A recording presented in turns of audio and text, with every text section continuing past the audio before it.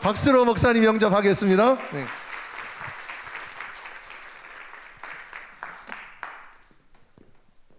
예, 감사합니다. 말씀 본문을 좀 읽었으면 좋겠습니다. 신명기 6장 1절에서 9절 말씀 읽도록 하겠습니다.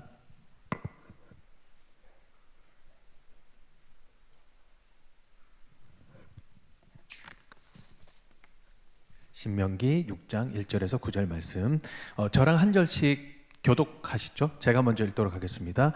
이는 곧 너희의 하나님 여호와께서 너희에게 가르치라고 명하신 명령과 규례와 법도라.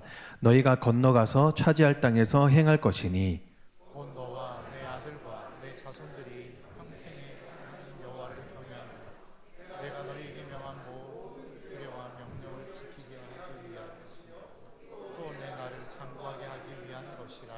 이스라엘아 듣고 삼가 그것을 행하라. 그리하면 내가 복을 받고 내 조상의 하나님 여호와께서 내게 허락하신가 같이 젖과 꿀이 흐르는 땅에서 내가 크게 번성하리라. 이스라엘아 들으라. 우리 하나님 여호와는 오직 유일한 여호와이시니 너는 마음을 다하고 뜻을 다하고 힘을 다하여 내 하나님 여호와를 사랑하라. 오늘 내가 내게 명하는 이 말씀을 너는 마음에 새기고 내 자녀에게 부지런히 가르치며 집에 앉았을 때에든지 길을 갈 때에든지 누워 있을 때에든지 일어날 때에든지 이 말씀을 강론할 것이며 너는 또 그것을 내 손목에 메어 기호를 삼으며 내 미간에 붙여 표로 삼고. 다 같이 읽겠습니다. 시작. 또 내 집 문설주와 바깥문에 기록할지니라. 아멘. 요즘 다음 세대 신앙 교육이 힘들다라는 얘기들이 되게 많이 있습니다. 아이들의 숫자가 급감을 하고 그리고 아이들이 더 이상 교회에 귀를 기울이지 않는다라고 하는 이유 때문에 다음 세대 신앙 교육이 참 힘들다라는 얘기를 되게 많이 하는데요. 제가 최근에 학교 앞에 가서 전도를 하고 있었어요. 학교 안도 아니고 학교 밖에서 교회 나오라고 이제 전도를 하고 있었는데 갑자기 경찰차가 후루룩 오더니 제 옆에 딱 서는 거예요. 그래서 갑자기 어떤 사람이 딱 내리는데 내리시는 분이 덩치가 거의 마동석이었습니다. 딱 내리시는데요. 무전기에서 빠라바라 바라밤 이런 소리가 들리더라고요. 그래서 제가 확 위축이 됐습니다. 저를 째려보면서 이렇게 딱 다가오시는데 저한테 뭐라고 그러시냐면 저기요 여기서 이러시면 안 됩니다 라고 이렇게 얘기를 하시더라고요. 여러분 여기서 이러고 있는 건 뭡니까? 교회 나오라고 전도를 하고 있는 거잖아요. 저는 목사고 학교 안도 아니고 학교 밖에서 전도를 하고 있는데 공권력이 와서 이래라 저래라 지금 하는 상황이니까. 근데 저는 할 말은 합니다. 그래 그분의 눈을 똑바로 쳐다보고 저기요 저는 목사고요. 학교 안도 아니고 학교 밖에서 아이들에게 교회 나오라고 지금 얘기를 하고 있는데 공권력이 와서 지금 이래라 저래라 하시는 겁니까? 라고 얘기를 하려고 그랬습니다. 바로 그분이 뭐라고 그러시냐면 여기서 누군가 전도를 한다고 민원을 낳았다는 거예요. 그래서 제가 더 얘기를 했다가는 덕이 안 되겠다라고 생각이 돼서 알겠습니다 죄송합니다 라고 돌아서서 나오는데 정말 심장이 얼어붙는 듯한 느낌이 딱 들더라고요. 야 이렇게까지 됐구나. 야 이렇게까지 됐구나 라는 생각 때문에 참 그날 저녁은 제가 잠을 이루기가 너무나 힘들었습니다. 저희 와이프가 그 푸른 나무 재단이라고 해서요 학교 폭력 관련 기관에서 일을 하고 있거든요. 그 대표님이 그 유키즈라고 하는 곳에서 나왔어요. 본인 아들이 학폭을 굉장히 심하게 당해가지고 이 스스로 좀 그런 선택을 하고 그러다 보니까 대기업에서 중력을 하다가 이제 그만두고 만든 회사가 와이프가 있는 회사인데요. 그 학교 폭력을 당했다 그러면 가서 상담을 하거나 뭐 이렇게 조정을 하거나 이런 일을 하고 있습니다. 요즘에 코로나가 지나고 나서요 부쩍 는 이 상담 요청이 하나 있어요.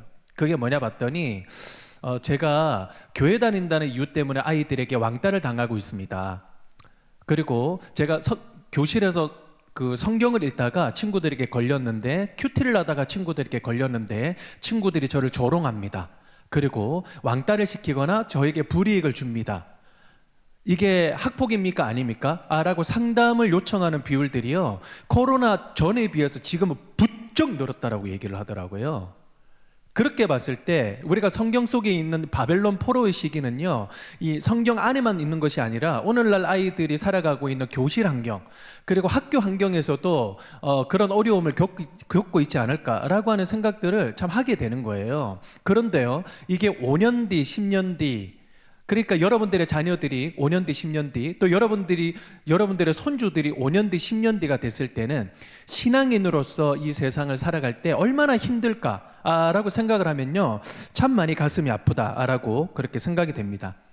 그러다 보니 참 교회마다 그리고 이 부모님들마다 또 조부모님들마다 우리 아이들에게 신앙이 좀 잘 전달이 됐으면 좋겠다. 정말 아이들이 정말 뜨거운 신앙을 가지고 있는 그런 아이들로 자라갔으면 좋겠다. 라고 하는 생각들이요. 참 많이 이 성도님들마다 가지게 되는 소원인 것 같아요. 그러다 보니까 우리는 어떻게 하면 신앙을 잘 전수할 수 있을까라는 생각들을 가지시게 되는데요. 우리가 읽었던 성경 본문에도 비슷한 상황이 나오는 거예요. 신명기 6장 1절 말씀 다 같이 한번 읽도록 하겠습니다. 시작. 이는 곧 너희의 하나님 여호와께서 너희에게 가르치라고 명하신 명령과 규례와 법도라. 너희가 건너가서 차지할 땅에서 행할 것이니. 백성들은 400년 동안 이집트에서 살다가 이제 새로운 땅으로 가기 직전입니다. 광야를 지나와서 이제는 새로운 땅에 가기 딱 직전이에요. 그리고 탁월한 지도자였던 모세는요, 이제 죽기 직전입니다. 그러니까 이제는 고별 설교를 하고 있는 지금 그런 상황인 것이죠. 이 백성들은 얼마나 두려웠을까? 이제까지 우리를 인도했던 모세는 이제는 우리를 인도하지 못하고 이제는 새로운 땅으로 들어가서 우리는 어떻게 살아야 될 것인가? 라고 하는 중차대한 그런 상황에 지금 백성들은 처해 있다라고 하는 것이죠. 여러분, 우리 신앙 전수의 핵심 키워드가 하나 있습니다. 그게 뭐냐면 바로 하나님의 말씀이라고 하는 것이죠. 왜 그런가 봤더니 어떤 문제이든지 어떤 갈등이든지 어떤 혼란이든지요, 우리에게는 답이 있습니다. 여러분, 그게 무엇입니까? 하나님의 말씀이잖아요. 하나님 말씀 안에는 이 답이 무조건 있는 것이거든요. 그래서 우리가 어떤 상황이든지 하나님의 말씀으로 돌아가서 하나님, 우리가 어떻게 하면 좋겠습니까? 어떻게 하면 우리 다음 세대들에게 복음을 전할 수 있겠습니까? 라고 묻는다면 우리는 답을 찾게 될 것입니다. 3500년 전에도 그리고 지금도 여전히 하나님의 말씀이 답이기 때문이시죠. 세상의 흐름에 우리가 길을 닫고 살 수는 없지만 그렇다고 우리가 세상의 흐름에 또 세상이 얘기하는 것에 우리가 길을 닫고 살아가서도 안 되지만 그렇다고 너무 우리가 주눅들어서 살아갈 필요도 없는 것입니다. 왜 그렇습니까?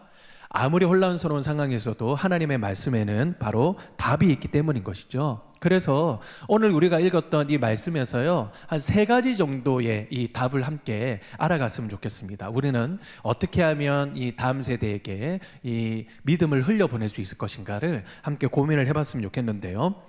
자, 그렇다면 첫 번째는요, 한번 다 같이 읽어볼까요? 시작.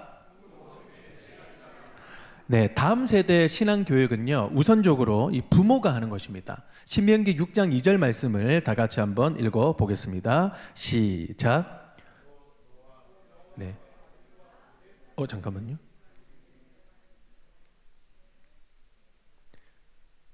예, 혼란을 드려 죄송합니다.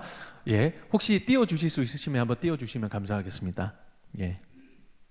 신명기 6장 2절. 지금 방송실 또 혼란이 지금 오셨거든요. 예, 2절 말씀 다 같이 한번 읽도록 하겠습니다. 시작. 곧 너와 내 아들과 내 손자들이 평생에 내 하나님 여호와를 경외하며 내가 너희에게 명한 그 모든 규례와 명령을 지키게 하기 위한 것이며 또 내 나를 장수하게 하기 위한 것이라. 여러분, 이 말씀은 부모님들에게 하시는 말씀입니다. 왜냐하면 신앙교육은 바로 부모가 하는 것이다. 이기 때문입니다. 여러분, 아이들 키우기가 어떠셨습니까? 우리 조부모님들, 그리고 현재 아이들을 키우고 계시는 부모님들은 이 아이를 키우기도 참 쉽지 않죠. 어떤 부모님은요, 저한테 와서 목사님, 우리 애들을요 그냥 확 당근에 팔아버리고 싶습니다 라고 얘기하는 그런 부모님들도 있고, 무료 나눔하고 싶습니다 막 이러는 이제 부모님들도 계시는데요. 저도 이제 자식을 키우는 한 사람으로서 이 참 자녀를 키우는 것이 참 쉽지 않다라는 그런 생각이 드는 것이죠. 키우는 것도 쉽지 않은데 신앙적으로 어떻게 잘 양육할 수 있을까라고 생각하면 참 때로는 많이 마음이 무겁기도 하다라고 생각이 됩니다.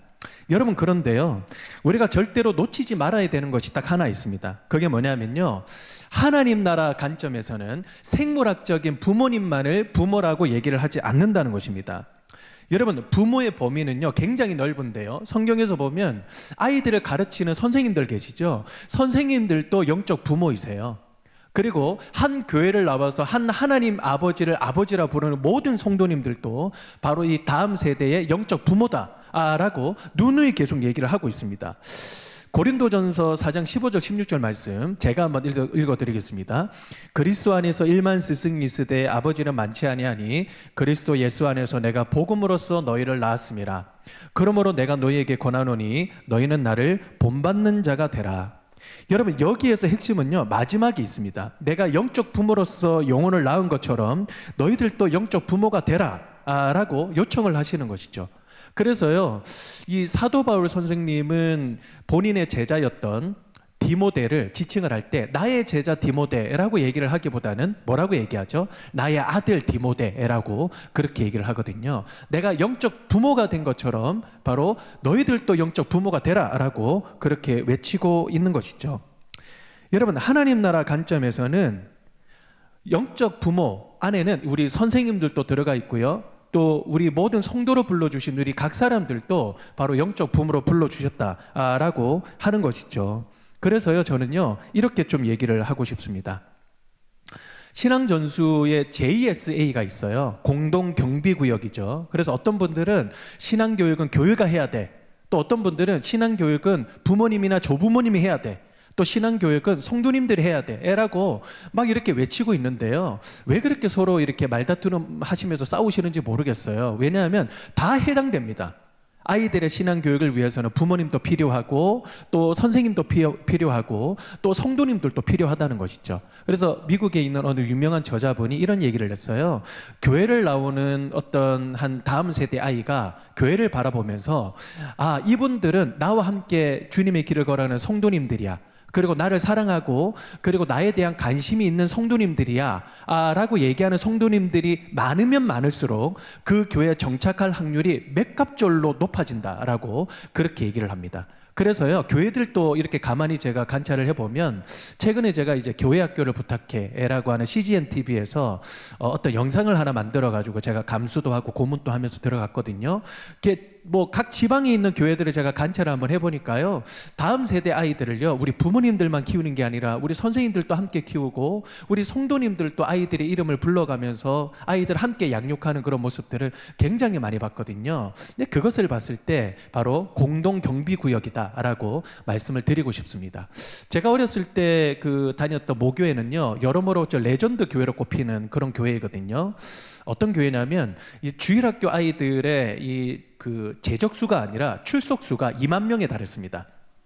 대로변에 있는 그런 교회이기 때문에 아이들이 대로를 막 건너가지고 이렇게 오잖아요. 그러니까 깃발을 들고 내리는 그런 분들만 해도 100분이 넘으셨어요. 그리고 뭐 주일학교 잘 된다라고 소개하는 책들에는 단골 메뉴처럼 소개를 하고요. 그리고 뭐 이 탐방을 되게 많이 다녔거든요. 그래서 저도 이제 신학을 위해서 신학을 올라왔을 때 제 주위에 있는 이 동기들이 탐방을 되게 많이 내려갔어요. 이렇게 내려갈 때 전사님 그 교회 출신이시죠? 저 이번에 거기 가는데요. 너무 기대돼요. 갔다 와서 어떤 교회인지 피드백 꼭 해드릴게요. 라고 얘기하고 내려갔다 올라오신 분들의 피드백이요 10분 중에 7, 8분이 똑같았습니다. 뭐라고 그랬냐면 끔찍했다. 그리고 차비가 아까웠다. 그때 KTX가 없었으니까요. 그리고 그런 교회는 있어서는 안 된다 라고 노골적으로 막 소리를 쳤던 그런 전도사님도 있었어요. 그런 얘기를 하시는 분들을요 제가 이 이유를 따져 묻지 않고 제가 조용히 고개를 끄덕였습니다. 왜냐하면요 제가 어렸을 때만 해도 그 교회 하면 뭔가 기괴한 게 몇 가지가 좀 있었거든요. 여성분들이 이 정문을 딱 들어섭니다. 그러면 검은 원피스를 입고 계시는 여전도사님들이 한 줄로 딱 도열해 계세요. 그럼 그분들이 한 손에 뭐를 들고 계시냐면 자를 들고 계시는 거예요. 여러분 이분들이 뭐를 하실까요? 요즘에 그랬다가는 이제 해외 토픽감일 텐데요. 들어오는 여성분들의 치마 길이를 재시는 거예요. 만약에 무릎 위로 몇 센치가 올라오잖아요. 집사님! 바지 갈아입고 올 거야? 아니면 지옥 갈 거야? 선택해! 네, 그러면 바지 갈아입고 오겠습니다. 라고 청청걸음으로 집으로 가시거나 저 3시간 걸려서 왔습니다. 라고 얘기하면 사무실로 가서 바지 이렇게 쌓여있으니까 갈아입고 오세요. 그러면 청청걸음으로 가는데요. 늦게 가면 늦게 갈수록 바지가 뭐가 없을까요? 황금 사이즈가 없는 거예요. 황금 사이즈가 허리가 이렇게 나오고 길이가 이런데요. 막 짜매가지고 막 총 큰 걸음으로 올라가고 막 이제 그러시는 거죠. 예, 그 여전도사님 중에 한 분이 저희 어머니셨습니다. 예, 어렸을 때 그 자로 굉장히 많이 맞았어요. 네, 그런 기억이 많이 나고요. 본당이 딱 올라오잖아요. 그럼 강대상을 중심으로 해서 장의자가 딱 반반 갈려 있습니다. 왜 그랬냐면 남성석, 여성석이 따로 분리가 돼 있는 거예요. 남자는 무조건 남성석, 여자는 무조건 여성석에 앉아야 되는 겁니다. 여러분 표정을 보니까요 2단 아닙니다. 사이비 아니에요. 정통교단입니다. 예? 그래서 이제 딱 올라오면 아무리 사랑하는 부부라도 이 같이 손을 잡고 올라와도요, 예배 시간에는 따로 떨어져서 앉아야 되는 거예요. 여러분 늦게 왔을 때 자리 없을 때는 어떻습니까? 맨 끝에와 끝에를 앉을 때가 있잖아요. 어떤 여성분은 맨 끝 앞에, 어떤 남성분은 맨 끝 뒤에 이렇게 앉으셔가지고 거의 뭐 이산가족을 방불케 하는 어떤 그런 분위기를 풍기지 않습니까? 제가 어렸을 때는 아니 저렇게 사랑하는 부부를 예배 시간에 떨어뜨려 놓으면 되나? 라고 국률의 마음으로 생각을 하고 바라봤거든요. 근데 제가 결혼을 하고 생각을 해보니까 꼭 그게 나쁜 건 아니었겠다 라고 생각되는 거는 왜인지는 모르겠습니다. 여러분, 아이들이요, 이 율동하고 찬양할 때 굉장히 즐겁잖아요. 유치부였거든요, 제가. 그러면 막 율동하고 찬양할 때 굉장히 즐거운데 율동 1절 못 부르겠습니다. 그리고 어린이 찬송가가 있었는데도 불구하고 그 1절 못 부르게 하고요, 이 유치부 아이들을 어른 찬송가만 부르게 하는 거예요. 그럼 아이들을 앉혀놓고 어떤 찬송가를 부르냐면 고통의 멍에 벗으려고, 이런 찬송을 하는데요. 여러분, 애들이 고통이라는 것을 알까요? 만약에 유치부 아이가 이 자리를 딱 앉아서 들으면 기분 나쁠 수 있겠죠. 목사님, 우리 무시하세요? 우리도 고통합니다. 예? 어린이집 가는 거 어디 쉬운 줄 아세요? 엄마 잔소리 1시간 들어보세요. 아주 죽겠습니다 그냥. 이라고 얘기하면 제가 할 말이 없겠지만, 멍해라는 단어를 알까요? 아이들이 잘 모르는 것을 하죠. 이 찬양을 할 때는요, 메들리처럼 함께 붙여서 하는 찬송가가 있는데, 어떤 찬송가냐면 무거운 짐을 나홀로 지고 견디다 못해 쓰러질 때. 여러분, 이거 애들에 대한 학대 아닙니까? 애들이 짊어지고 가는 짐이 얼마나 무거웠으면 견디다 못해 쓰러지게 만듭니까? 뭐 유치원 가방에 뭐 벽돌을 이고 지고 가게 만듭니까? 각 부서별로요, 명물 선생님들이 한 분이 계셨는데, 어떤 분이냐면 설교 시간에 막대기를 들고 휘젓고 다니시는 선생님들이 한 분이 계셨어요. 그러면 이제 아이들끼리 싸우거나 떠들잖아요. 그럼 머리를 뻑 하고 내려주시는 선생님이거든요. 근데 막대기가 어떤 막대기냐면 대나무 막대기였어요. 겉은 딱딱한데 안은 비어 있는 거예요. 그래서 머리를 딱 한 대 맞으면요, 이 아파서 굴욕이다라는 것도 있지만 소리 때문에 더 굴욕인 거예요. 머리가 단단하면 단단할수록 더 청아하고 오묘한 소리가 예배실 내내 울려 퍼지는 거예요. 그러면요, 저는 전도사 아들이기 때문에 저 고정석이 맨 앞자리거든요. 그럼 뒤에서 땅 하는 소리가 들리면 반사적으로 그렇게 싹 돌릴 거 아닙니까? 그래 옆에 계시는 선생님은 특수 교육을 받은 특수 요원인 줄 알았습니다. 싹 돌리면 앞으로 봐, 앞으로 봐, 앞으로 봐. 이거 몇 번을 해야만 설교가 끝납니다. 마당에 모여 아이들끼리 삼사 모여 모여가지고요, 은혜를 나누는 거예요. 야, 내가 오늘 말씀을 통해서 새 삶을 결단했어. 내가 오늘 말씀을 통해서 하나님을 만났어. 라고 얘기하는 애들은 단 한 명도 없고요. 야, 나 오늘 3대 맞았다. 나는 더블 6대야. 그리고 이제 사기꾼의 싸게 보이는 아이들이 나오는 거죠. 나 2자릿수 맞았어. 2자릿수 나오지도 않았는데.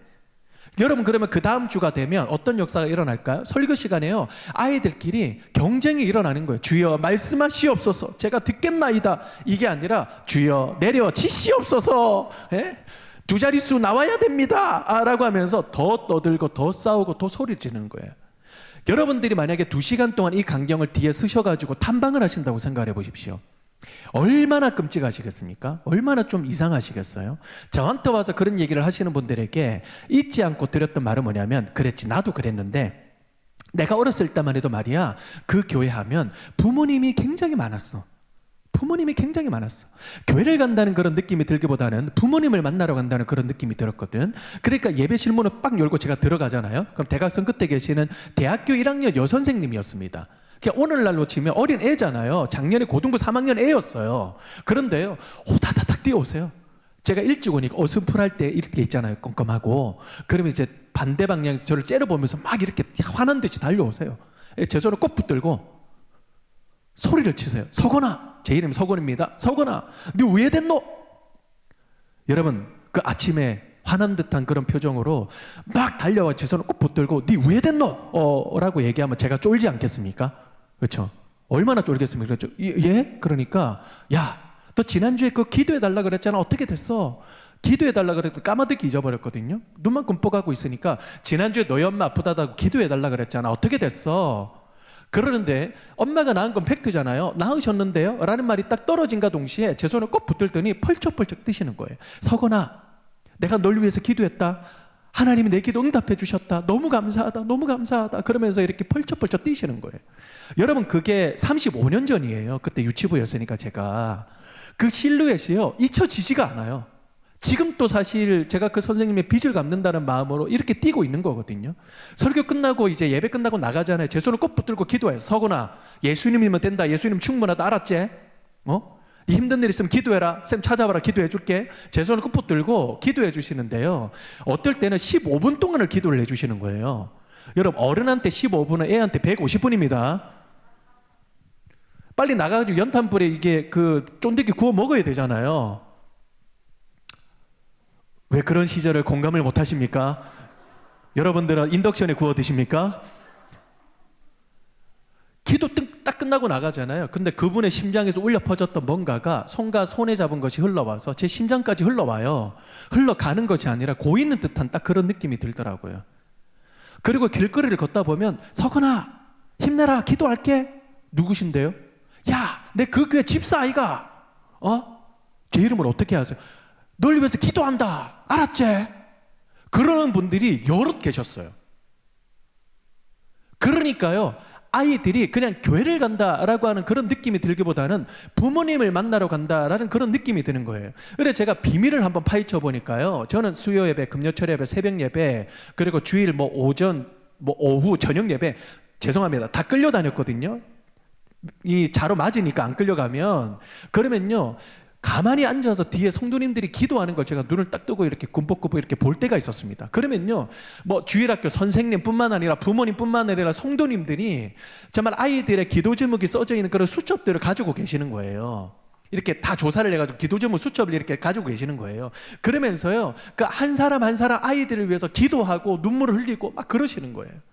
그러면 제가 평생 잊혀지지 않는 기도 제목이 뭐냐면, 주님, 짐승도 지 새끼를 잃어버리면 울부짖는데 하나님이 우리에게 맡겨주신 이 자식들을 제가 기도하면서 제가 생각할 때 눈물이 흐르지 않는다면 제가 무슨 영적 부모입니까?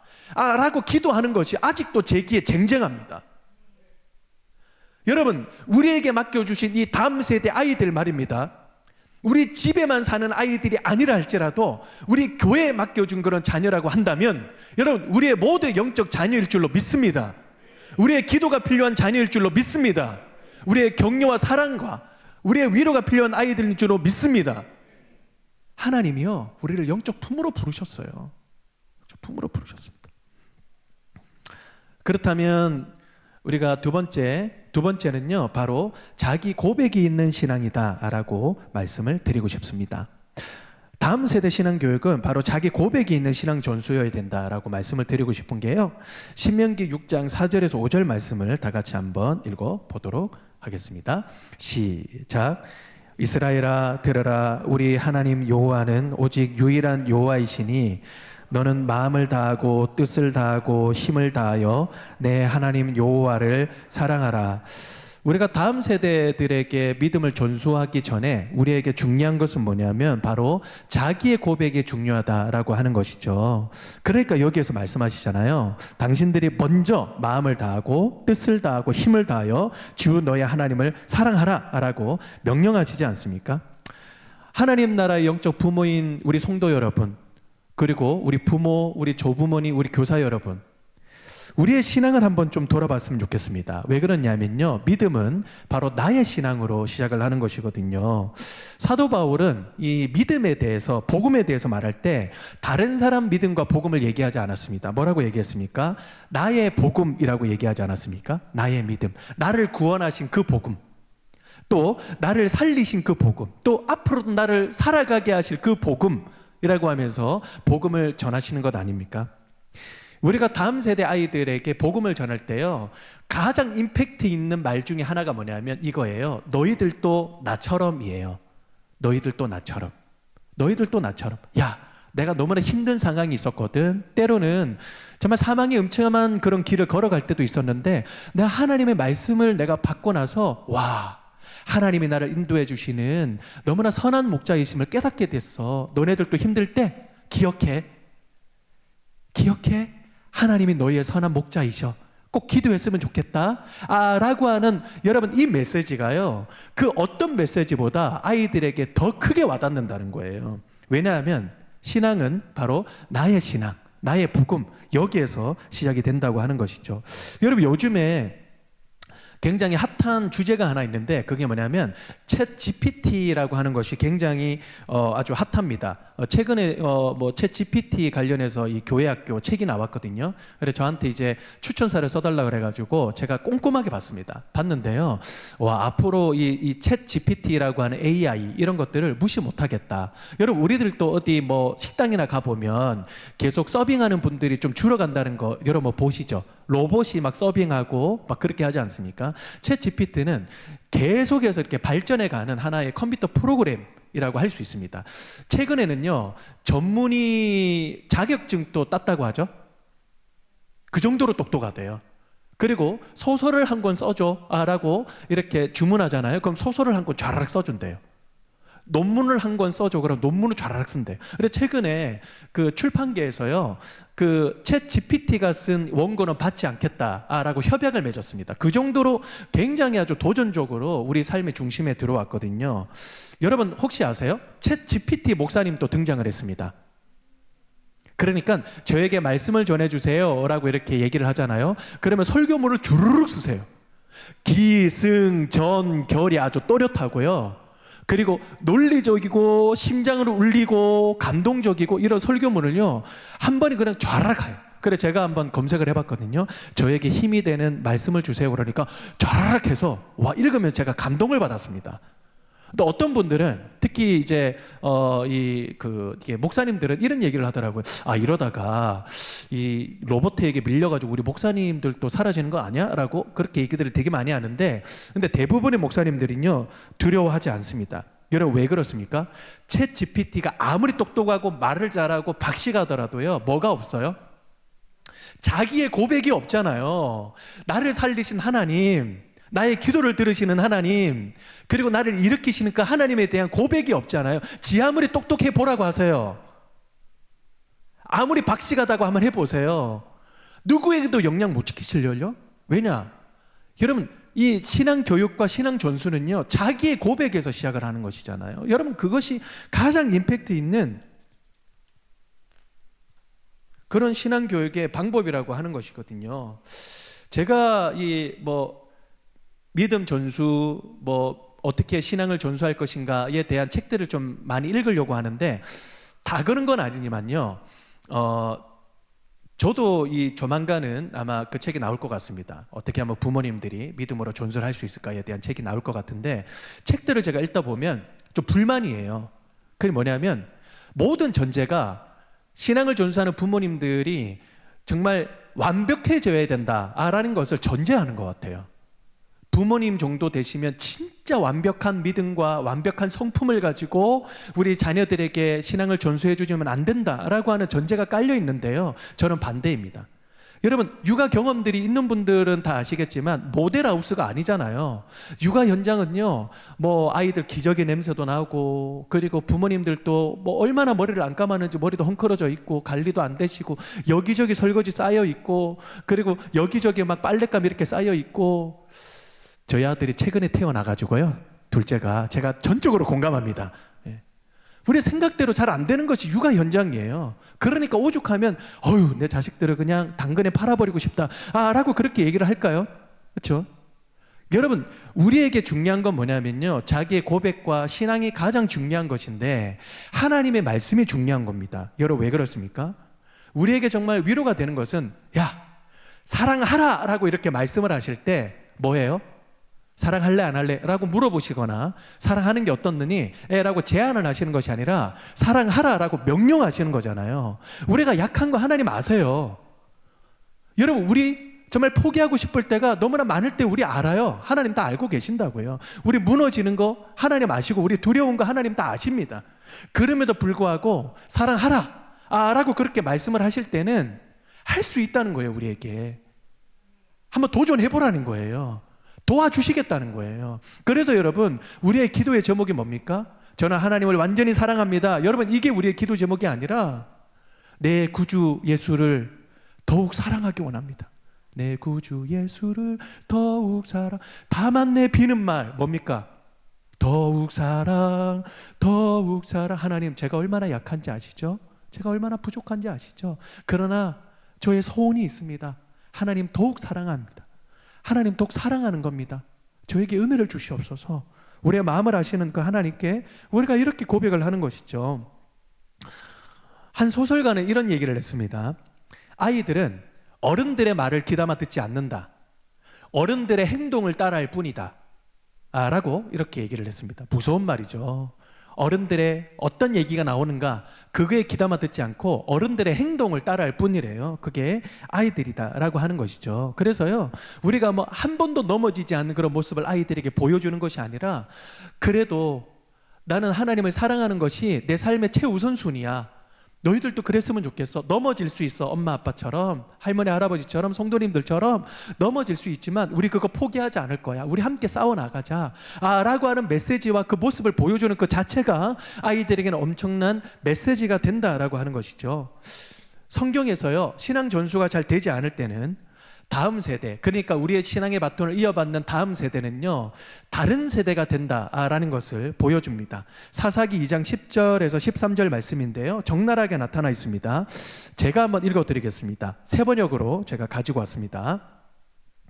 읽어드리도록 하겠습니다.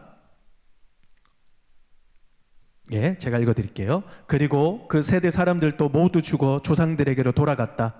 그들이 죽은 뒤에 새로운 세대가 일어났는데 그들은 주님을 알지 못하고 주님께서 이스라엘을 돌보신 일도 알지 못하였다.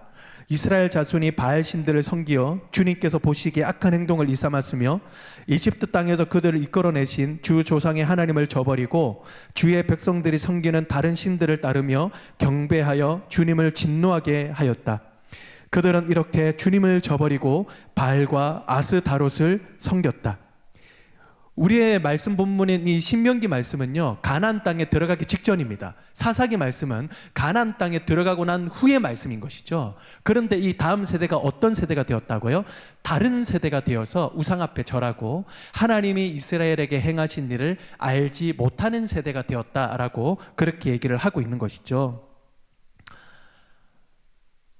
하나님을 가장 사랑하라 라고 그렇게 명령을 하시고 그 사랑을 이 자녀들에게 전하라 라고 하는 이 하나님의 명령이 최우선순위가 되지 않고 하위순으로 계속 무너졌을 때 그 피해는요, 고스란히 다음 세대에게 흘러갔다는 것을 우리가 보게 됩니다. 이스라엘 족상들은요, 여러 전쟁을 치느라 정신이 없었습니다. 그리고 전쟁을 이겼을 때는 정착하기가 너무나 바빠서요, 하나님을 사랑하는 것을 최우선순위로 둘 수 없었습니다. 여러분, 한마디로 살아가는데 하나님을 마음 다해, 뜻을 다해, 그리고 힘을 다해 사랑하는 것이 뒷전이 되어버린 거예요. 나중에 안정이 되었을 때는 하나님을 의지할 필요조차 느끼지 않았던 것입니다. 여러분, 뭐가 무섭습니까? 익숙해지는 것이 굉장히 무섭지 않아요? 그 영향을 다음 세대가 고스란히 받게 되었고 그들은 다른 세대가 되어가는 것을 우리가 보게 됩니다. 아이들이 저한테 와서 자주 묻는 질문 중에 하나가, 목사님, 우리는 어떻게 하면 믿음을 가집니까? 라는 질문을 되게 많이 얘기하거든요. 그럼 저는 이렇게 얘기합니다. 야, 너희들 어떤 일이 있어도 예배 자리에 너희 엉덩이를 붙이고 앉아 있어라 라고 그렇게 얘기를 합니다. 그러면 아이들은요, 목사님, 우리 믿음이 없다니까요? 근데 왜 꼭 예배 자리에 엉덩이를 붙이고 앉아 있어야 됩니까? 라고 물으면, 야, 믿음이 있는 사람이 예배를 드리는 것도 맞지만 예배를 드리는 자리에서 믿음이 생기는 것도 맞아. 성경에 보니까 믿음은 들음에서 나고 들음은 그리스도의 말씀으로 인함이니이다. 너네들 어디 가서 그리스도의 말씀 들을래? 에버랜드, 롯데월드, 전자랜드 어디 가서 말씀 들을래? 라고 이렇게 얘기하면요, 수긍을 하거든요. 그런데요, 2020년 지나고 2021년도에 아이들이 거의 뭐 기하급수적으로 교회를 다 떠나지 않았습니까? 왜냐하면요, 이 예배를 안 드려도 된다, 그러니까 온라인 예배를 드려도 된다라고 했는데, 아이들이 온라인 예배를 드리다가 나중에는 그냥 길거리 걸어가면서 말씀을 듣자, 나중에는 뭐 그냥 뭐 주중에 한번 말씀 듣지 라고 하면서요, 예배 자리를 계속 떠나는 거예요. 저는 다음 세대를 양육하는, 그리고 다음 세대를 가르치는 목사 중에 한 사람으로서 너무 가슴이 아팠고 위기의식을 느꼈습니다. 아니, 예배 자리에서 믿음이 생기는 건데, 아니 예배 자리를 떠난다면 여러분 어디에서 믿음이 생기냐라고 할 때 저는 정말 할 말이 없었습니다. 저는 며칠 동안요, 그 아이들의 생각을 하면서 너무 많이 울었습니다. 아마 이 자리에 계시는 분들도 공감을 많이 하실 거예요. 어떤 아이는요, 저한테 와서 자수를 하더라고요. 목사님, 제가 온라인 예배를 드리다가 앉아 있다 보면 침대에 누워 있게 되고요, 누워 있다 보면 자게 되고 자다 보면 꿈을 꾸게 됩니다. 그리고 어떤 친구는 목사님 목소리 좀 낮춰주시면 안 돼요? 제가 설교할 때 막 이렇게 막 설교를 하니까 한 번씩 잘 때 악몽을 꾼다는 거예요. 그러니까 데시벨을 좀 낮춰달래요. 그래서 이 녀석들이 뭐 하는 거예요? 그리고 어떤 애는 예배를 드린다고 뻥쳐놓고 이 인스타그램이라고 SNS가 있습니다. 여기 우리 어린 친구들도 있는 것 같은데 SNS가 뭡니까? 이 시간에 나는 어디 있습니다 스스로 자수하는 프로그램이거든요. 그런데 분명히 예배 시간인데 사진 찍어서 올린 거 보면 롯데월드 탑 앞에서 V 이렇게 하면서 사진 찍고 있습니다. 얼마나 화딱지가 나는지 몰라요. 예배를 드려야 되는 애들인데. 저는 너무 화가 나서 이러면 안 됩니다. 이러면 안 되는. 제가 너무 화가 나고 너무 속이 상해가지고요. 예배를 끝날 때 여러분 제가 여러분들을 위해서 축복하도록 하겠습니다. 그래서 제가 어떻게 했느냐면 여러분 이거는 제가 잘못된 겁니다. 그렇지만 그때는 제가 실제로 했으니까 뭐라고 그랬냐면 주 예수 그리스도의 은혜와 하나님 아버지의 사랑하심과 성령님의 충만하심이 교통하심이 예배를 드린다고 뻥쳐놓고 처자빠져 노는 놈들, 몇 달 동안 예배를 안 드렸는데 양심의 가책 하나 느끼지 않는 놈들, 이번 시험 OMR 카드 하나 다 밀어서 쓰게 해주시고 대학 시험 다 떨어지기를 축원하옵나이다. 눈을 딱 떴는데 저만 아멘 했습니다. 뒤에 계시는 장로님 권사님, 아유 정말 어떡하려고 정말 돌라고. 그때 교회가 난리 나고요. 목사님께 불려가고, 예? 그리고 막 뭐 성도님들도 영상 잘 봤습니다, 예? 막 이러면서요 막 째려보시면서 막 이렇게 얘기하시고요. 그때 제가 이렇게 얘기했습니다. 여러분 우리가 하나님을 떠나고 예배의 자리를 떠나는데 하는 일이 다 잘 돼요. 여러분 그거 복이 아니라 저주입니다. 우리가 하나님 예배의 자리를 떠나고 하나님을 떠나는데 하는 일이 다 잘 안 돼요. 여러분 그건 저주가 아니라 복입니다. 슬펄전이라는 분이 이런 얘기를 했어요. 우리가 하나님 없이 다 잘 된 거는 그것 때문에 망할 것이다. 제가 1년 동안 여러분들을 위해서 축복하겠습니다. 어떻게든 하나님 붙들고 어떻게든 신앙에 결단하려고 하는 사람은 그에 맞는 복을 주시고, 어떻게든 도망 다니려고 그러고 어떻게든 하나님 떠나려고 하는 사람에게는 그에 걸맞는 복을 주시도록 제가 열심히 1년 동안 기도하겠습니다. 그러면서 아이들에게요 제가 도전을 했습니다. 여러분 1년 동안 저와 함께 예배에 목숨 걸 사람 앞으로 나오세요. 여러분 그 시절이 어떤 시절이었냐면 20명 이상은 나오면 안 된다라고 했던 그런 시절이었습니다. 그러니까 어떻게든 아이들이 안 나오려고 그랬어요. 그럼에도 불구하고 예배에 목숨 걸 사람 나오세요. 3초 만에 바로 후회했습니다. 여러분 개미 새끼 한 마리는 나와야 될 거 아닙니까? 아무도 안 나와요. 제가 언제까지 이러고 있겠습니까? 제가 언제까지? 예? 이거 언제 풉니까? 제가 뭐 지구목이라도 있으면 제가 들어가고 싶다라는 생각이 들더라고요. 근데 이러고 있는데 이거 어떡하지? 어떻게 풀지? 할렐루야 여러분, 예? 없으면 할 수 없는데 그냥 가시죠라고 이렇게 하면 너무 창피할 것 같은 거예요. 근데 이 순간에 어떤 생각이 들었냐면 제발 고3은 안 나왔으면 좋겠다 라는 생각이 불현듯 드는 거예요. 왜요? 왜죠? 이 지들이 공부 지질이 안 해놓고 성적이 떨어져 놓고 엄마가 야! 또 고3인데 공부도 안 하고 성적 떨어지면 어떡할 거야? 라고 얘기하면 지들이 공부 안 해놓고 엄마 우리도 열심히 공부하려고 그랬는데 정석원 목사님이 맨날 예배에 목숨 걸자 그러고 그러니까 우리가 당최 공부에 집중할 수가 없어. 그러면 저만 욕먹는 거잖아요. 그러니까 고3은 안 나왔으면 좋겠다 라고 생각을 하는데 3명의 아이들이 두루룩 하면서 일어나더라고요. 나오는데 보니까 고3이에요. 다 3명. 여학생 2명, 남학생 1명. 여학생 2명, 남학생 1명. 딱 나오는데 얘네들 부모님이랑 제가 다 친하거든요. 야 이거 큰일 났다. 야 이러다가 원수 될 수도 있겠다 라고 이렇게 나오는데 이 친구들이 뭐라 그러냐면 목사님 우리 고3이지만은 1년 동안 우리 목사님과 함께 예배 한번 목숨 걸어 보겠습니다. 눈이 아예 뒤집혀 있어요 애들이 일단은.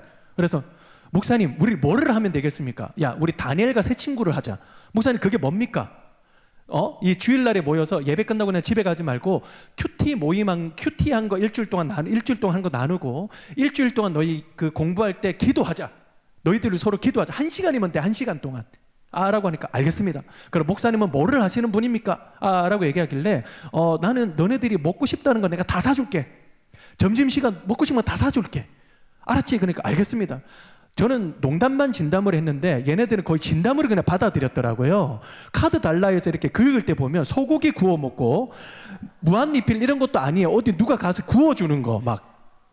그 해에는요 제가 이 사례비를 거의 못 갖다 줬습니다. 집에 갈 때마다 혹시 번호키가 바뀌어 있지는 않을까, 나 몰래 이사 가지는 않았을까 두려운 마음으로 늘 생각을 하고 그랬거든요. 그리고 어떤 때는요 너희는 오늘 뭐 먹어 그러니까 마라탕을 먹는데요. 얘네들이 철이 들었구나. 내가 돈이 없다는 걸 알고 철이 들었구나. 오늘 좀 적게 나오겠다라고 해서 카드를 줬더니 문자가 따고 보니까 지난주에 먹었던 것보다 더 많이 먹은 거예요.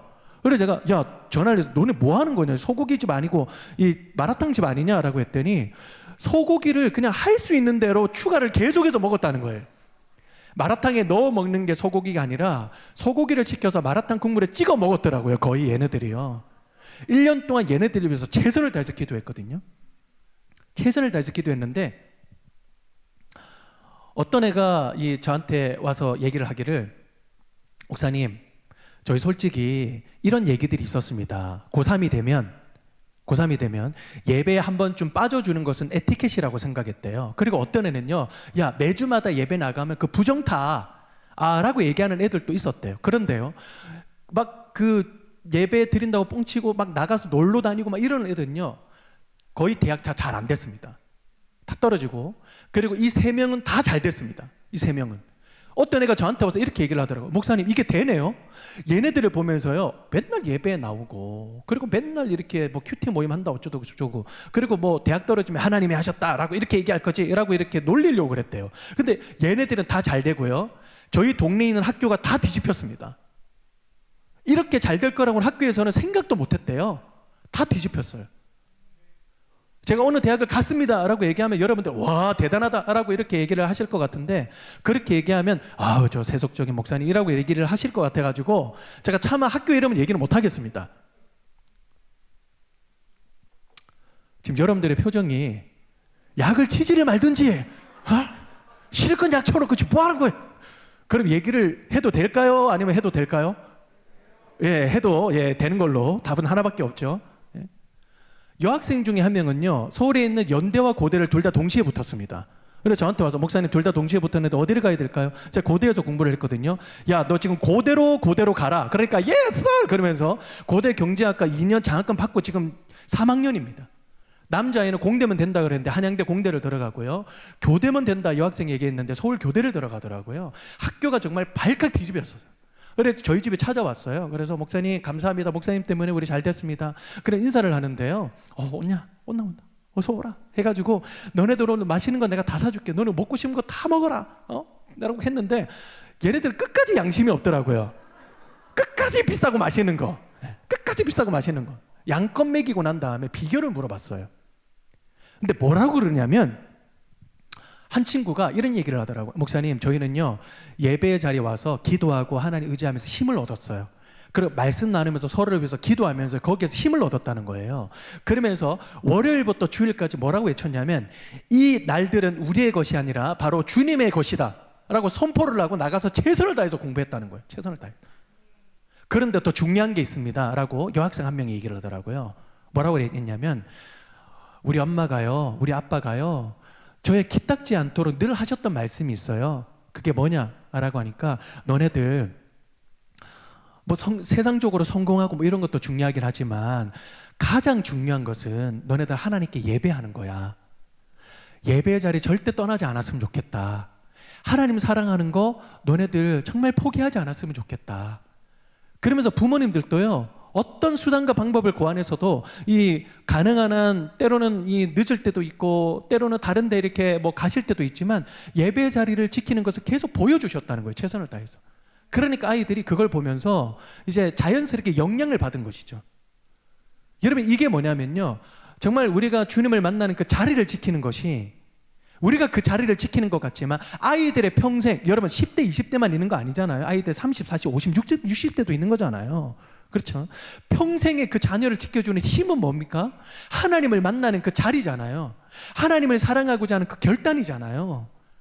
여러분 그것을 아이들에게 흘러줬을 때 지금 아이들이 이 어떤 아이는요 학교와 이 교회가 한 3-4시간 걸리거든요. 편도가. 저희는 경기 화성에 있으니까요. 그러니까 뭐 3-4시간이 걸리는 아이가 있습니다. 무조건 예배 자리를 지키려고 옵니다. 그 아이들에게 제가 뭐라고 그랬느냐, 야 너네들의 인생에 있어서 복이 뭔 줄 알아? 모르겠대요. 어떤 일이 있어도 너희가 하나님을 사랑하고 너 예배하는 자리에 엉덩이를 붙이고 앉아 있는 거야. 앉아 있을 때 너희들 하는 일이 다 잘 되는 거야. 그럼 너희는 진짜 복이야. 그런데 있잖아, 너네들의 인생에 있어서 최고의 복이 뭔 줄 아냐? 정말 비교할 수 없는 복이 하나 있어. 뭔 줄 아냐? 그러니까 모르겠대요.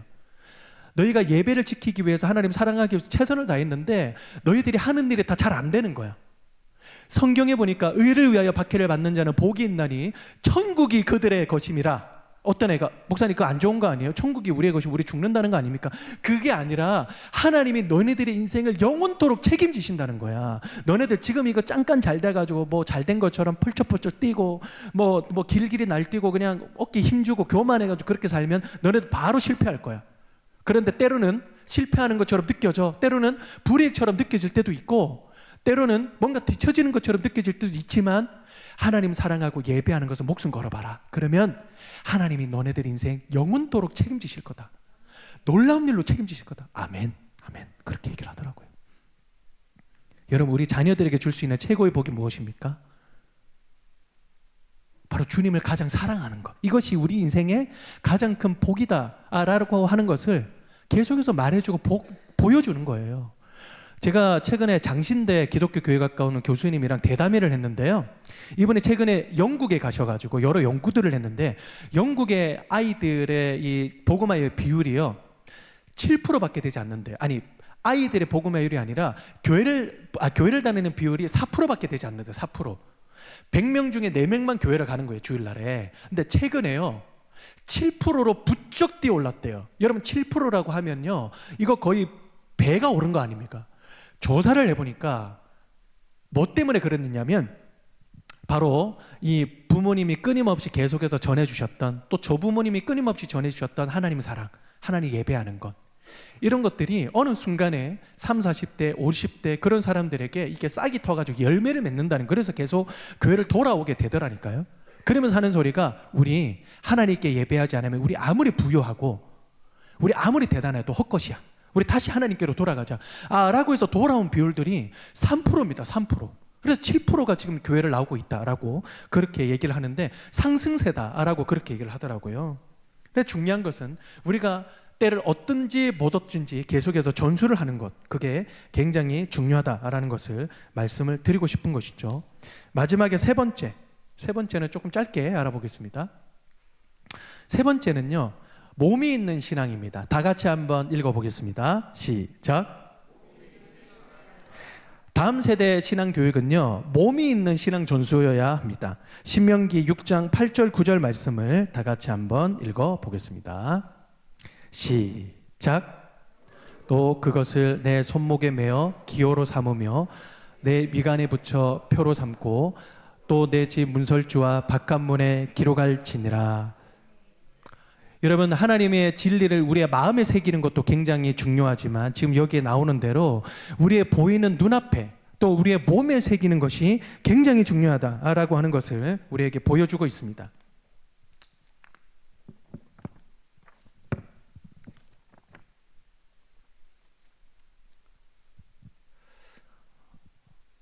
어떤 부모님이 저한테 이렇게 질문을 하시더라고요. 목사님, 우리가요 아이들과 기껏해서 할 수 있는 거는 저녁에 자기 전에 기도해주고, 그리고 할 수 있는 한 달에 한 번씩 그 가정 예배를 드리고 이러는 게 전부인데 정말 어떤 때는 회의감이 듭니다. 그만두고 싶습니다. 또 애들은 또 뭐 좀 초등학교 한 4, 5, 6학년 또 이제 중학교 1, 2학년 정도 되면 머리가 굵어져 가지고 아주 같이 하는 걸 굉장히 싫어합니다. 저 회의감이 듭니다. 포기하고 싶어요. 라고 그렇게 이야기들을 되게 많이 하시는데요. 저는 이제 그런 부모님들을 만나면 포기하지 않고 제가 뭐라고 얘기하냐면, 부모님, 지금부터 진짜 아이들에게 신앙을 새겨 두셔야 될 때입니다. 지금까지는 정말 아이들에게 마음에 심겨두고 몸에 심겨두고 이런 것들이 굉장히 중요했다면 지금부터는요 아이들에게 신앙을 몸에 새겨주셔야 돼요. 몸에. 여러분, 성경에 보면 몸이라는 것이 얼마나 중요합니까? 여러분, 우리가 하나님께 영광을 돌려야 되죠. 무엇으로 영광을 돌리라라고 말씀하십니까? 너희 몸으로 하나님께 영광을 돌리라. 왜 그래요? 우리의 몸은 하나님이 거하시는 거룩한 전이기 때문에. 여러분, 우리 안에요 계속해서 몸의 진리를 새기는 것은 굉장히 중요합니다. 여러분, 이거는 제 말이 아니라 영국에 굉장히 유명한 신학자가 한 분이 계시는데 제임스 스미스라고 하는 분이 계십니다. 그분이 여러 가지 얘기들을 하셨는데 그 중에 가장 중요한 말 중에 하나가 다음 세대에게 신앙을 몸에 새기라 라고 그렇게 얘기를 하거든요. 여러분, 아이들과 함께 저녁에 자기 전에 기도해 주는 시간, 함께 가정 예배 시간에 함께 서로 손을 잡고 서로를 위해서 기도해주고 함께 말씀을 읽고 말씀을 전해주는 그 시간, 여러분 그 시간이요 아이들에게 고스란히 진리가 새겨지는 그 시간이에요. 때로는요 실증 낼 수 있어요. 때로는 싫어할 수 있습니다. 그런데요 아이들의 몸에 고스란히 새겨진 거는요 언젠가는 그대로 열매를 맺게 되어 있습니다. 그래서 우리들은요 절대로 포기하지 않고 아이들과 예배하는 그 자리, 함께 기도해주고 함께 말씀을 공부하고 함께 가정 예배를 드리고 여러분 그 자리에 엉덩이를 붙이고 앉아 있는 것, 여러분 그것이 굉장히 중요하다는 거예요. 너무 중요하다는 겁니다. 그래서 우리에게 중요한 것은 바로 아이들의 몸에 새겨지는 것입니다. 여러분 교사분들도 계시죠? 아이들과 매주마다 예배를 드리고 뭐 부활절에 계란 까먹고 성탄절에 뭐 연습하고 이런 거 별거 아닌 것 같지만요 아이들의 몸에 신앙을 새겨주는 그 시간이에요. 여러분 그 시간들 아이들의 손을 잡고 그 자리에 버티고 계시는 것만으로도 귀한 영향을 끼치는 것입니다. 근데 그 자리를 떠나잖아요. 그럼 아무것도 되지 않아요. 무조건 그 자리를 지켜주십시오. 날마다 개구리 먹기라고 하는 유명한 이론이 하나 있습니다. 제가 아주 좋아하는 이 마크 드브리스라고 하는 어느 이제 그 교육학자의 말인데요. 우리가 신앙을 전수를 할 때 가장 중요한 것 중에 하나가 개구리를 날마다 먹어야 된대요. 제가 한번 가지고 와봤습니다. 좀 글자가 좀 작아서 제가 좀 설명을 드리도록 하겠습니다. 여러분 제가 이 개구리 실제 사진을 퍼가지고 올까라고 생각하니까 너무 좀 식사도 막 하셨는데 속이 이게 부대끼실 것 같아가지고 가능한 한 귀여운 캐릭터를 좀 가지고 왔습니다. 여러분 귀엽습니까? 아니면 귀엽습니까? 예, 다른 답은 없습니다. 귀엽습니다. 개구리를 날마다 먹어야 된대요. 그런데 어떻게 먹어야 되냐면 가정을 한다고 생각을 해보십시오. 우리에게 날마다요 쟁반위에 놓여있는 팔딱팔딱거리고 끈적끈적해 보이는 이 개구리를 날마다 먹어야 된대요. 예, 날마다. 여러분 혹시 어렸을 때 개구리를 드셔보신 분 계세요? 네, 좀 계시네요. 예, 왜요? 가난해서 개구리 드신 거 아닙니다, 여러분. 부유하신 분들만 옛날에 개구리를 먹었잖아요. 저도 개구리를 먹었습니다. 예, 왜냐하면 제가 일어나면 항상 이 이불에다가 지도를 하도 많이 그려가지고 한국 지도를 많이 그린 거예요. 그래서 주위 분들이 지도를 많이 그리면 개구리를 이렇게 말려서 갈아서 마시면은 이 오줌을 안 싼다라는 그런 얘기를 들으셔가지고 그냥 밤마다 개구리를 갈아서 다려가지고 저한테 먹이셨습니다. 예.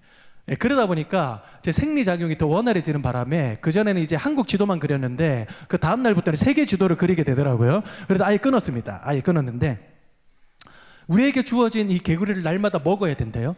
그렇죠? 그런데요 날마다 개구리를 먹는 일은 우리에게 주어진 일들, 그러니까 뭐 양치질을 하거나 밥을 먹거나 또 해야 되는 일들, 회사 일들, 주부 일들, 여러 가지 일들 중에 가장 먼저 하고 싶은 일은 않을 것이다 라고 얘기를 하더라고요.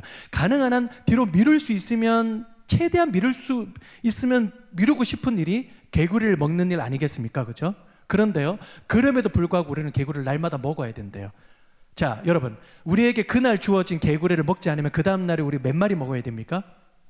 2마리를 먹어야 되죠. 그 다음 날은요 3마리를 먹어야 되죠. 그 다음 날은요 4마리, 5마리, 6마리. 그러다 보면 여러분 어떻게 되겠습니까? 자포자기하게 되는 거예요. 다음 세대에게 신앙을 전수하는 부모님들, 선생님들, 성도님들을 가만히 관찰을 했을 때 자포자기하게 되는 원인 중에 최고의 원인 중에 하나가 날마다 자기에게 주어지는 개구리를 먹는 일을 게을리할 때 그때 결국에는 자포자기하게 되더라라고 그렇게 써놨더라고요. 여러분 우리에게 주어지는 말씀 묵상하고 여러분 기도하고 큐티하고 그리고 예배하고 여러분 어떨 때는 예수님 앞에 나아가서 개인적으로 하나님 앞에 나아가서 자녀를 위해서 기도하고 또 제자들을 위해서 기도해주고 아이들을 위해서 기도해주는 일은요 때로는 막 정신없이 지금 막 살아가고 있는 이 세상에서 가장 먼저 하고 싶은 일은 아닐 수 있습니다.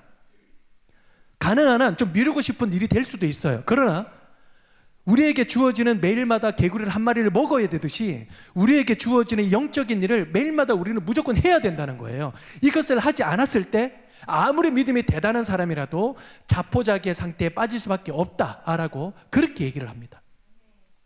여러분 이 자리에 오신 우리 청지기 여러분들 이 자리에 잘 오셨습니다. 그리고 우리 교사분들도 오셨다라고 제가 들었는데 이 자리에 잘 오셨어요. 그리고 우리 부모님들도 이 자리에 오셨다고 들었는데 이 자리에 잘 오셨습니다. 여러분, 제가 감히 이번 1년 동안 여러분들에게 숙제 하나를 내드리겠습니다. 여러분, 이번 1년 동안요, 정말 승리하고 싶으십니까? 여러분, 이번 1년 동안요, 믿음을 전수하고 싶으십니까? 이번 1년 동안 하나님을 가장 사랑하고 싶으십니까? 이런 훈련의 자리에 엉덩이를 무조건 붙이고 앉아 있으십시오. 기도하는 자리에 무조건 엉덩이를 붙이고 앉아 있으십시오. 예배하는 자리에 무조건 엉덩이를 붙이고 앉아 있으십시오. 여러분, 이 자리에서 제 메시지를 들으니까 그래도 들을만 합니까? 아니면 들을만 합니까? 다른 답은 없습니다. 여러분, 답은 하나밖에 없어요. 예. 우스갯소리로 제가 한 건데, 농담을 했는데 죽자고 째려보시면 어떡합니까? 예. 어떻게든 그 자리에 엉덩이를 붙이고 앉아 있을 때 하나님의 은혜를 한 번이라도 하나라도 더 받게 되어 있습니다. 여러분, 그것이 우리가 사는 길이에요. 말씀을 맺도록 하겠습니다. 마무리는요, 조금 멋있게 영화의 한 대사로 좀 마무리를 좀 하려고 합니다.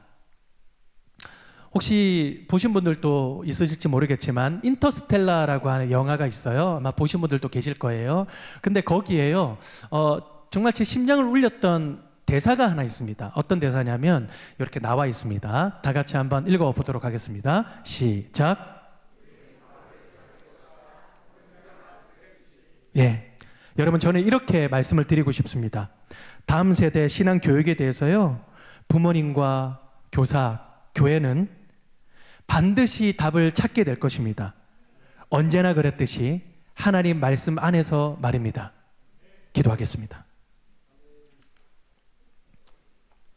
하나님, 이 자리에 신덕교회 너무나 신실하신 우리 청지기 분들을 불러주셔서 너무나 감사를 드립니다. 자녀를 기르시는 우리 부모님들을 길러주셔서 너무나 감사를 드립니다. 또 자녀를 또 가르치는 선생님들을 불러주셔서 너무나 감사를 드립니다. 하나님, 우리들은 영적 자녀들을 이 교회에서 낳게 하기 위해서 불러주신 영적 부모인 줄로 확신합니다. 하나님, 우리의 기도를 통하여서 또 우리의 심장을 통하여서 우리의 눈물을 통하여서 신덕교회를 통해 다니엘과 같은, 다윗과 같은, 또 주님의 수없는 그런 믿음의 사람들과 같은 주님의 자녀들이 태어나게 하여 주시옵소서. 길러지게 하여 주시옵소서. 그리고 이 세상에 나가 주님의 백성으로서 쓰임받게 하여 주시옵소서. 하나님, 우리는 때로는 연약하고 부족하오나 사랑하라 명하셨사오니 넘어지고 쓰러지고 때로는 연약하다 할지라도 주님을 사랑하기로 결단합니다. 마음을 다하여 뜻을 다하여 우리의 심장을 다하여서 주님을 가장 사랑하기로 결단하기를 소망하오니 우리들의 결단과 다음 세대의 결단이 다르지 아니하도록 역사하여 주시옵소서. 그래야 하나님, 우리의 신앙과 아무런 상관이 없는 다른 세대가 아니라 우리의 신앙의 바톤을 이어받는, 때로는 우리들보다 더 뜨거운 신앙을 가지고 더 감격으로 주님을 예배하는 다음 세대가 태어나도록 길러지도록 역사하여 주시옵소서. 감사를 드리며 이 모든 것을 예수님의 이름으로 기도합니다. 아멘. 네, 귀한 말씀 전해주신 우리 정성호 목사님께 큰 박수 부탁드리겠습니다. 네. 자, 음악 부탁드리겠습니다. 이제 저희 또 나눠야 되지 않겠습니까? 우리 강사님 가시고요. 음악 쪽, 음악 소리 좀 올려주시고. 먼저 우리 PPT 띄워주십시오. 이제 쉬는 시간 때 여러분 간식 조장님께서 오셔서 또 우리 지정된 장소로 가시면 되겠는데 조별 명단 먼저 올려드리겠습니다. 네, 보시고요. 세 번째이기 때문에 여러분들 뭐 이제 아시죠? 보시고 조장님 성함을 불러드리겠습니다. 앞쪽을 보겠습니다. 네, 김영기 조장님, 문원석, 전용훈, 오기성, 김종아, 6조는 강영민, 7조는 고석철, 8조는 오경은, 9조는 정순이, 10조는 서수엽, 11조는 서원숙, 12조 지민아, 13조 남금희, 14조 김미숙, 15조 천희숙, 16조 유지연, 17조 임선정, 18조 김현주. 많습니다. 정혜윤, 이은숙, 김미영, 이기원, 조금 잘 안 보이네요. 추현숙, 윤혜자, 김에스터, 한경희, 김은자. 호칭은 제가 지금 생략하고 있습니다. 우리 조장님 되시겠고요. 찍으시면 되겠습니다. 찍으셨죠? 27조까지. 28조도 있습니다. 최호성, 29조 정산홍. 우리 조장님 조원들 체킹해 주시고. 자, 그다음에 나눔입니다. 이제 오늘 나눔 4가지 질문 준비했습니다. 1인당 적어도 한 질문에 2분씩 이상은 나눌 수 있도록 2분 이내로 첫 번째 찍으시면 되겠습니다. 나에게 신앙을 전수해 준 이가 누구인가. 참 저는 오늘 이 말씀이 은혜가 되었던 것 같은데 우리 모두가 부모다. 이제 부모의 마음을 가지셨으면 좋겠고요. 우리 자식이 아니라도 주 안에서 우리는 모두 부모다. 기도해 줄 수 있는 부모, 또 사랑으로 품을 수 있는 부모. 한번 그런 나눔을 가지셨으면 좋겠습니다. 두 번째, 우리 공동체는 가정과 교사, 성도가 서로 공동으로 양육하고 있는가. 같은 내용이죠. JSA. 찍으시면 되겠습니다. 특별히 조장님도 찍으셔야 됩니다. 넘겨주세요. 자, 나와 관계된 다음 세대가 10년 뒤에 어떤 모습이었으면 좋겠습니까? 아까 조금 전에 얘기하셨습니다. 우리 좀 부정적으로 3% 미만이다 해서 전도 종족이다 해서 다음 세대에 대한 부정적인 지금 시각이 큰데 아니다. 희망이 있다. 오늘 또 마지막 말씀 주셨고요. 4번은 오늘 주일 말씀과 연관되겠습니다. 주일 말씀 부모로서 하나님이 있는 영원한 삶 우리가 먼저 살아야 되겠고요. 모범이 되고 또 그것을 전하기 위해서 어떤 노력을 해야 되지, 개구리 이야기 중심으로 좀 풀어가시면 좋을 것 같아요. 올해 333 우리 개인 경건 운동하고 있는데 아직 동참 못하고 계신 분들이 있다면 내가 먼저 333 운동에 오늘부터 우리 아이들에게 그 자리를 지키겠습니다. 예배 자리 지키겠습니다. 영원한 삶을 그렇게 전수하겠습니다. 하시면 좋을 것 같습니다. 자, 찍으셨죠? 자, 그리고 조금 더 광고 드리겠습니다. 4월 달에 주제는 청지기의 재정생활 되겠습니다. 높은 뜻 숭일교회 그리고 높은 뜻 연합 선교회 대표이셨던 김동호 목사님 오셔서 청지기와 재정생활이라는 제목으로 말씀 전해 주시겠습니다.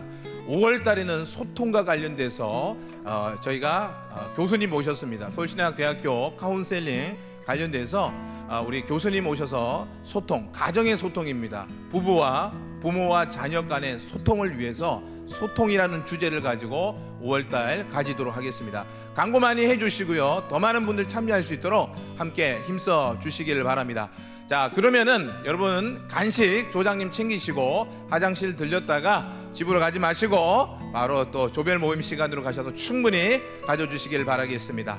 다음에 또 뵙도록 하겠습니다. 수고하셨습니다.